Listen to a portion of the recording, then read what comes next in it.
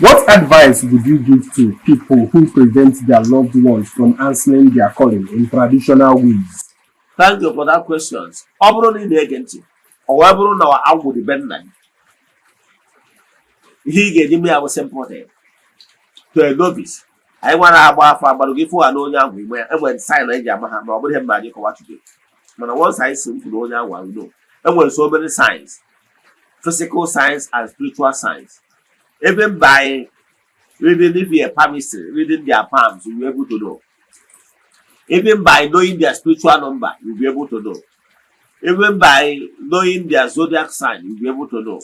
Even by seeing the stars on their forehead, you know that it's a called one. Yes, it's written all over them. Now,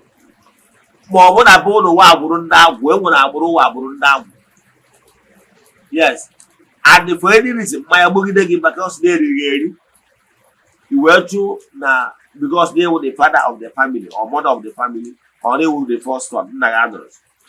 You were they prevent your siblings from answering the call, making them powers, I can tell you. Or what would you open that game which you want to do? He will keep there. As well as above you. See that your sibling now. Send them for now. Aburaya nwere ezigbo aha.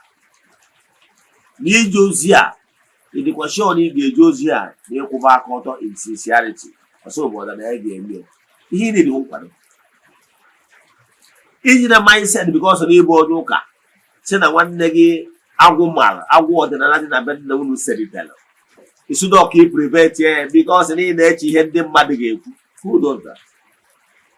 Ị na-eche because hapụ sị na nwanne gị bụ dibịa. No. Ọ bụrụ na ịchụpụ nkịta na nsị ihe ọgụ a ya erie ịjụ na iwere ọma eje ozi a ihe ejewe ozi a ihe ebuwe ihe dị na ị mara the rot of not being where he or she supposed to be ga-efere n'ebe ị nọ and ihe ebuwe ya. So my advice bụ ọ bụrụ na nwanne gị ịbụ dị ọbara ma ọ bụ na ịbụ nna nwa gị bụ na nwa gị wel call ihe ị ga-eme bụ nye ya n'obi. Ọ bụrụ na ịchọ ka ọ na-eme na family house ụlọ lonely and obi.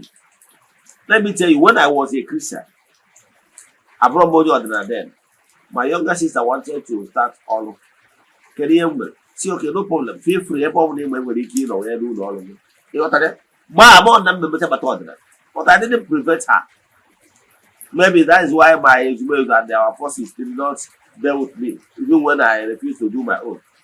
So what I'm just advising you. Ọtụtụ n'ime ụlọ egwugo ndị mma ị nwere ike ị na-eme ọfụma na Lagos na-akwa ha bụrụ mpọta mana site na preventịrị ya siblings from ịzakọrọ ya nwere ike ime ugbo shoulder enwere ike sizie ngwa ahịa ya bụ ihe na-eme gị si na ọnwa nna dị na-eme gị mana ọ bikos gị ji blọkụọ ihe ikwesịrị blọk o nwere ihe dị na ya ọhara eze mana sọpọtụrụ ya mana na ori ya n'obi mana ịjụ ọgụga jụ ọchịcha na-ege na mpịwa azụ. So a code one where science ọ ga-abịa n'afọ ihe i nwere ime ewu ịsọpọtụ ha maka na ndị niile bụ ndị gbochigoro na-ama azaka ọlụ a nọ n'ọnọdụ echeta ebebe taa. So ikwena ka nke gị dị ihe ị ga-eme ewu onye a bụrụgo adult 18 years ga adult. So ihe ị ga-eme nwanne m advice go gị mana ọ bụrụ na esi ị ga-aza calling gị no problem na n'obi ịghọtara ya mana esi na ọka blọkụọ ya aka mma ha ndị ode. Thank you.